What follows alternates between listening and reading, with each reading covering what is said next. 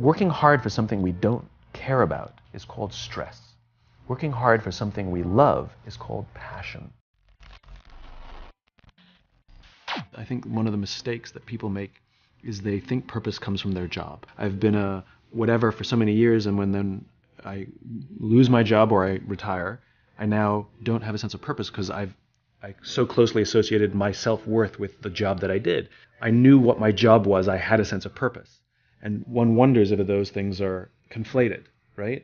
Which is I had a sense of purpose for my job, but then when I didn't have the job, all of a sudden I woke up in the morning, didn't know what to do. The purpose is not your MOS. Your purpose is not you're a saw gunner. Your purpose is not the job that you wake up to do every day. Your purpose is something bigger. I have 5 little rules that you can follow as you find your spark and bring your spark to life. The first is to go after the things that you want. Let me tell you a story. So a friend of mine and I, we went for a run in Central Park. The Roadrunners organization, on the weekends, they host races. And it's very common at the end of the race, they'll have a sponsor who will give away something, apples or bagels or something.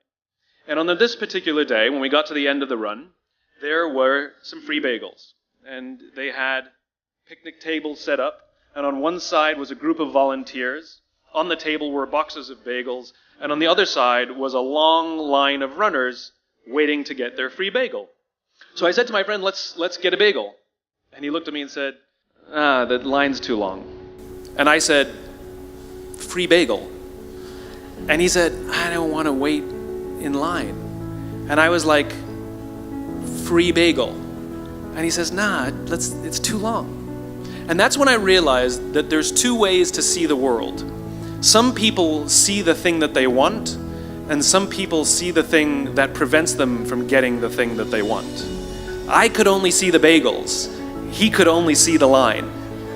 Because the rule is, you can go after whatever you want. You just cannot deny anyone else to go after whatever they want. You don't have to do it the way everybody else has done it. You can do it your way. You can break the rules. You just can't get in the way of somebody else getting what they want. Rule number 2. In the 18th century, there was something that spread across Europe and eventually made its way to America called puerperal fever, also known as the Black Death of childbed. Basically what was happening is women were giving birth and they would die within 48 hours after giving birth. This Black Death of childbirth was the ravage of Europe, and it got worse and worse and worse over the course of over a century. And these doctors and men of science wanted to study and try and find the reason for this Black Death of childbed, and so they got to work studying, and they would study the corpses of the women who had died. And in the morning they would conduct autopsies, and then in the afternoon they would go and deliver babies and finish their rounds. And it wasn't until somewhere in the mid-1800s that Oliver Wendell Holmes realized that all of these doctors who were conducting autopsies in the morning weren't washing their hands before they delivered babies in the afternoon. And he pointed it out and said, guys, you're the problem. And they ignored him and called him crazy for 30 years, until finally somebody realized that if they simply washed their hands, it would go away. And that's exactly what happened. When they started sterilizing their instruments and washing their hands, the Black Death of childbed disappeared. The lesson here is, sometimes you're the problem. Take accountability for your actions. You can take all the credit in the world for the things that you do right, as long as you also take responsibility for the things you do wrong. It must be a balanced equation. You don't get it one way and not the other. You get to take credit when you also take accountability. Lesson 3, take care of each other. The United States Navy SEALs are perhaps the most elite warriors in the world. And one of the SEALs was asked, who makes it through the selection process? Who is able to become a SEAL? And his answer was, I can't tell you the kind of person that becomes a SEAL. I can't tell you the kind of person that makes it through BUD/S, but I can tell you the kind of people who don't become SEALs. He says the guys that show up with huge, bulging muscles covered in tattoos who want to prove to the world how tough they are, none of them make it through. He said the preening leaders who like to delegate all their responsibility and never do anything themselves, none of them make it through. He says some of the guys that make it through are skinny and scrawny. He said some of the guys that make it through, you will see them shivering out of fear. He says, however, all the guys that make it through, when they find themselves physically spent, emotionally spent, when they have nothing left to give physically or emotionally, somehow, some way, they are able to find the energy to dig down deep inside themselves, to find the energy to help the guy next to them. They become SEALs, he said. You want to be an elite warrior. It's not about how tough you are. It's not about how smart you are. It's not about how fast you are. If you want to be an elite warrior, you better get really, really good at helping the person to the left of you and helping the person to the right of you. Because that's how people advance in the world. The world is too dangerous and the world is too difficult for you to think that you can do these things alone. If you find your spark, I commend you. Now, who are you going to ask for help, and when are you going to accept help when it's offered? Learn that skill. Learn by practicing helping each other. It'll be the single most valuable thing you ever learn in your entire life, to accept help when it's offered and to ask for it when you know that you can't do it. The amazing thing is, when you learn to ask for help, you'll discover that there are people all around you who've always wanted to help you. They just didn't think you needed it because you kept pretending that you had everything under control. And the minute you say, I don't know what I'm doing, I'm stuck, I'm scared, I don't think I can do this, you will find that lots of people who love you will rush in and take care of you. But that'll only happen if you learn to take care of them first. Lesson 4. Nelson Mandela is a particularly special case study in the leadership world because he is universally regarded as a great leader. You can take other personalities, and depending on the nation you go to, we have different opinions about other personalities. But Nelson Mandela across the world is universally regarded as a great leader. And he was asked one day, how did you learn to be a great leader? And he responded that he would go with his father to tribal meetings. And he remembers two things when his father would meet with other elders. One, they would always sit in a circle. And two, his father was always the last to speak. You will be told your whole life that you need to learn to listen. I would say that you need to learn to be the last to speak. I see it in boardrooms every day of the week. Even people who consider themselves good leaders, who may actually be decent leaders, will walk into a room and say, here's the problem, here's what I think, but I'm interested in your opinion, let's go around the room. It's too late. The skill to hold your opinions to yourself until everyone has spoken does two things. One, it gives everybody else the feeling that they have been heard. It gives everyone else the ability to feel that they have contributed.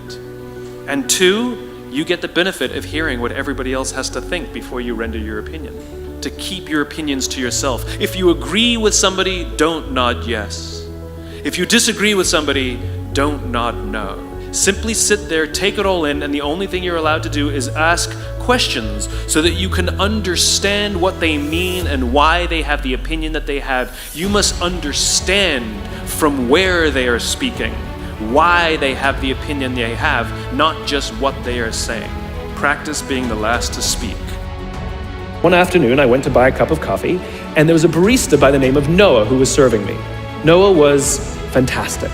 He was friendly and fun, and he was engaging with me, and I had so much fun buying a cup of coffee, I actually think I gave 100% tip, right?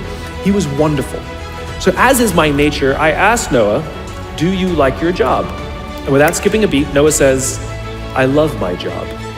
And so I followed up. I said, what is it that the Four Seasons is doing that would make you say to me, I love my job? And without skipping a beat, Noah said, throughout the day, managers will walk past me and ask me how I'm doing, if there's anything that I need to do my job better. He said, not just my manager, any manager. And then he said something magical. He says, I also work at Caesar's palace. And at Caesar's Palace, the managers are trying to make sure we're doing everything right. They catch us when we do things wrong. He says, when I go to work there, I like to keep my head under the radar and just get through the day so I can get my paycheck. He says, here at the Four Seasons, I feel I can be myself. So we in leadership are always criticizing the people. We're always saying, we got to get the right people on the bus. I've got to fill my team. I got to get the right people. But the reality is, it's not the people. It's the leadership. If we create the right environment, we will get people like Noah at the Four Seasons. If we create the wrong environment, we will get people like Noah at Caesar's Palace. There was a former Undersecretary of Defense who was invited to give a speech at a large conference, about 1,000 people. And he was standing on the stage with his cup of coffee and a styrofoam cup. And he took a sip of his coffee and he smiled and he looked down at the coffee. And then he went off script. And he said, last year I spoke at this exact same conference. Last year I was still the undersecretary. And when I spoke here last year, they flew me here business class.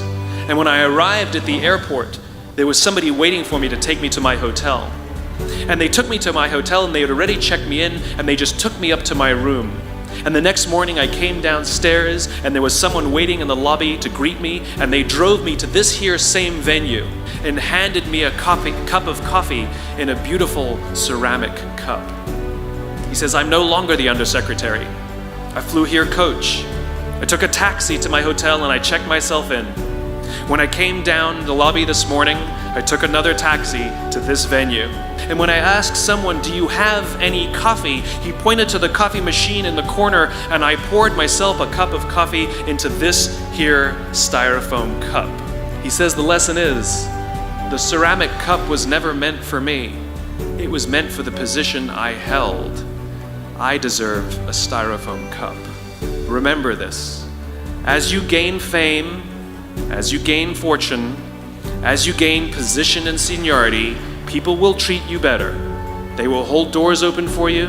They will get you a cup of tea and coffee without you even asking. None of that stuff is meant for you. That stuff is meant for the position you hold. It is meant for the level that you have achieved of leader or success or whatever you want to call it. But you will always deserve a styrofoam cup. Remember that lesson of humility and gratitude. You can accept all the free stuff. You can accept all the perks. Absolutely, you can enjoy them. But just be grateful for them and know that they're not for you. And so I keep meeting these wonderful, fantastic, idealistic, hardworking, smart kids. They've just graduated school. They're in their entry-level job. I sit down with them and I go, how's it going? They go, I think I'm going to quit. I'm like, why? They're like, I'm not making an impact. I'm like, you've been here 8 months. It's as if they're standing at the foot of a mountain and they have this abstract concept called impact that they want to have in the world, which is the summit. What they don't see is the mountain. I don't care if you go up the mountain quickly or slowly, but there's still a mountain. And so what this young generation needs to learn is patience. That some things that really, really matter, like love or job fulfillment, joy, love of life, self-confidence, a skill set, any of these things, all of these things take time. Sometimes you can expedite pieces of it, but the overall journey is arduous and long and difficult. All you need to do is have the will and the desire to want to understand what drives and inspires you.